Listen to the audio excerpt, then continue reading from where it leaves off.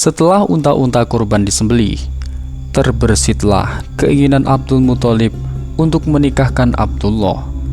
Tidak sulit bagi pemuka Quraisy itu untuk mencarikan pendamping hidup bagi putranya. Dari segi fisik Abdullah adalah Yusuf di zamannya. Akhlaknya terpuji dan kecakapan berpikirnya tak perlu diragukan lagi. Dari sisi keluarga, nasab Abdullah, semua orang telah tahu keunggulan dan serta keagungannya. Dengan semua ini, sepertinya tidak akan sulit bagi Abdul Muthalib untuk menjatuhkan pilihannya pada putri siapapun di kota lembah Mekah. Mungkin hanya wanita bodoh saja yang akan menolak lamaran pemuka Quraisy itu. Meskipun demikian, Abdul Muthalib tidak mau sembarangan untuk mengambil menantu. Sejak mendiang Ka'ab bin Lu'ay memimpin kaum Quraisy, sebuah wasiat turun-temurun telah mengalir dalam tubuh keluarga beliau. Kakek ketujuh Rasulullah itu selalu mewanti-wanti putra-putrinya agar jangan sampai melakukan perbuatan zina. Selain itu, dalam keluarga besar Abdul Muthalib juga telah berlaku larangan tidak tertulis bahwa mereka dilarang menikahi orang-orang yang garis keturunannya pernah melakukan zina. Semua ini diberlakukan secara ketat karena sang kakek yakin bahwa kelak dari anak cucunya akan ada yang menjadi nabi. Wasiat itu dipegang teguh oleh Abdul Muthalib. Untuk itulah beliau sangat hati-hati setiap menikahkan putranya. Terlebih Abdullah, putra bungsu yang sangat dia sayangi. Abdul Muthalib tahu betul kepribadian dari putra yang satu ini. Sekali beliau memilih, tentu Abdullah tidak akan pernah menolaknya. Karena itulah beliau benar-benar memeras otak ketika memilihkan calon istri bagi putra kesayangannya itu. Pimpinan kaum Quraisy ini benar-benar tidak ingin salah pilih. Sekali keliru, tentu akan mengakibatkan kekecewaan bagi sang putra mahkota. Bagi Abdul Muthalib, kekecewaan Abdullah adalah tusukan perih tepat ke ulu hati dan tak akan mudah untuk diobati. Sebuah keputusan akhirnya diambil oleh Abdul Muthalib. Pilihannya jatuh pada Aminah, putri dari seorang laki-laki tersohor, pemimpin klan Zuhrah bernama Wahab bin Abdul Manaf bin Zuhrah. Bersama putranya, Abdul Muthalib segera berangkat ke perkampungan klan Zuhrah. Dalam kunjungan lamarannya, Abdul Muthalib tidak hanya melayangkan satu lamaran. Halah, putri Wuhaib, saudara kandung Wahab yang telah memasuki usia nikah, juga mendapat lamaran untuk beliau nikahi sendiri.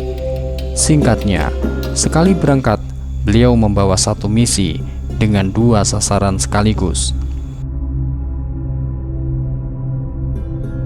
Dua lamaran yang dialamatkan oleh satu orang ini diterima dengan baik oleh Wahab maupun Wuhaib.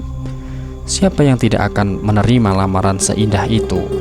Sekali mengiyakan, Wuhaib akan memperoleh menantu seorang pemuka Quraisy yang sangat disegani.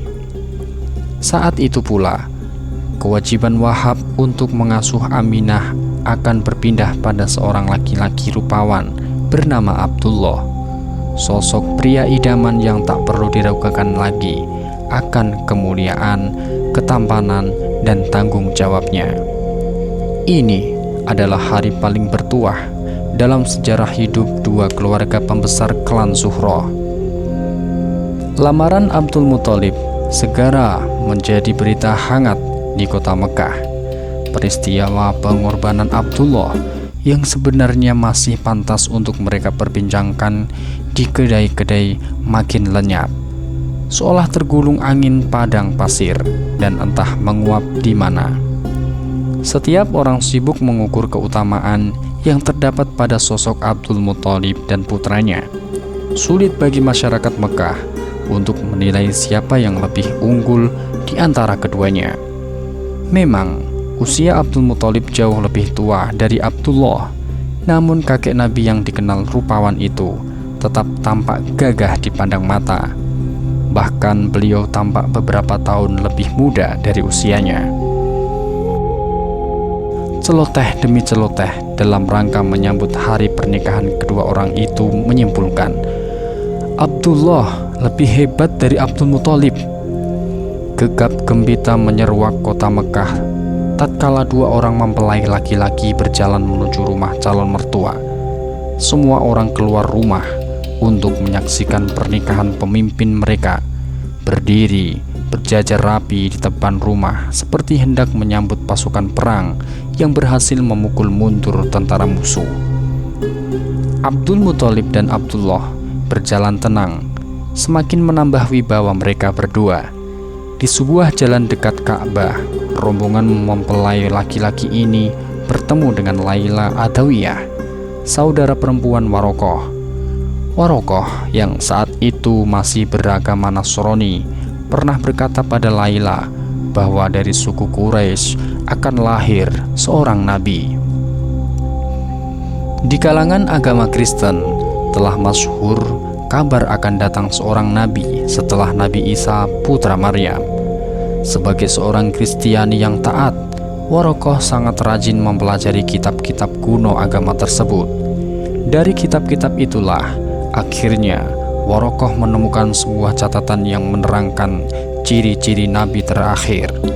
Pernyataan Warokoh ini terus terngiang dalam pikiran Laila.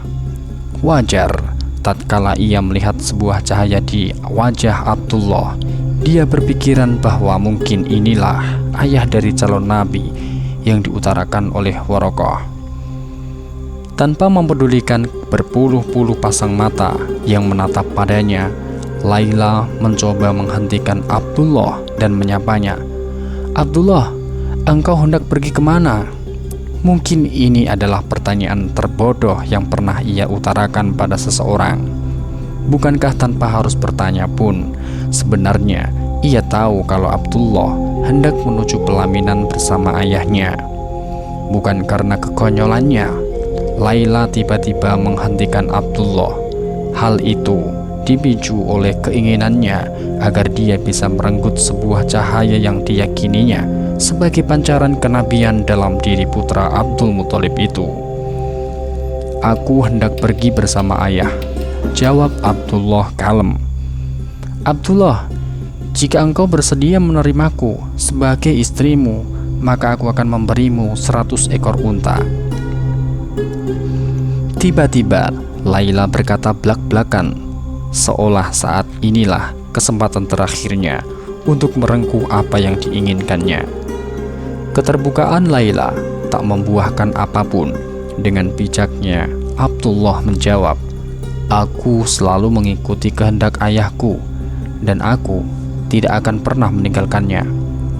Jawaban itu mengakhiri perbincangan Abdullah dengan Laila. Beliau lantas melanjutkan perjalanannya menuju rumah Aminah.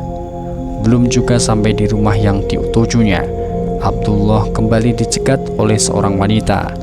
Dia adalah Fatimah binti Mur al-Qasamiyah, seorang peramal Yahudi yang tekun mendalami kitab Taurat.